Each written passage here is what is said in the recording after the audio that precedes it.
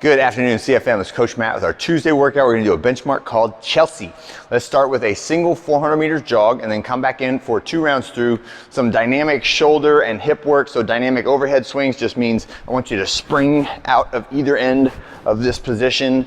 So I'm not going slow and stopping intentionally. I'm allowing the stretch reflex of my joints to stop and start that momentum change. Okay, so overhead swings, I like to grab my thumb when I do this and switch thumbs every rep, and then our dynamic arm wraps, or give yourself some love, right? Switch which arm goes on top each time, like you're trying to touch your fingertips together behind your back. All right, next one I have my band star pattern.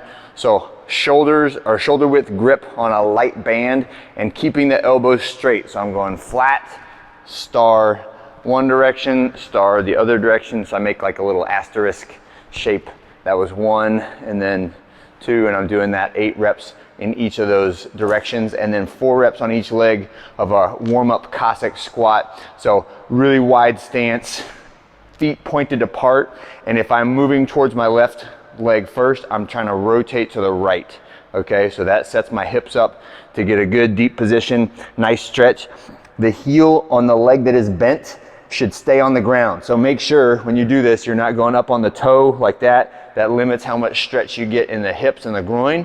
So we're really trying to stretch out the hips and the groin, and then always feel free to hold on to something when you do that to support you, all right? After 2 rounds of that warm up, we'll go through a little short setup. This is a light body weight workout, 5, 10, 15, just like Cindy. A lot of times this is how people do Murph as well, pull-ups, push-ups, and air squats. But this workout, this benchmark, is a slow building process, right? So what we'll do is we'll set up our pull-ups, whether it is an unassisted pull-up, kipping, strict, whether it's a jumping pull-up, a foot on the ground pull-up, ring rows, and whether it is 3 reps, 4 reps, 5 reps, etc. And then also some of you guys might want to be wearing a vest on this. Try that out. All right, but essentially we're gonna do some version of a body weight pulling exercise, right? So the pull-up is the standard 1, 1, 2, 3, 4, 5. Then you're gonna drop to the ground and you're gonna do 10 reps of a push-up, so body weight pushing exercise. Chest and chin touch the ground, press up to full extension, trying not to worm or be soft in the middle, and then 15 reps of an air squat. So I can do all of this workout in this one little spot right here. And this is an every minute on the minute benchmark. So the first few rounds are probably not gonna feel that tough, right? And this can be where you might have an incentive to be like, I could do more, or I could keep going, or why are we stopping so soon?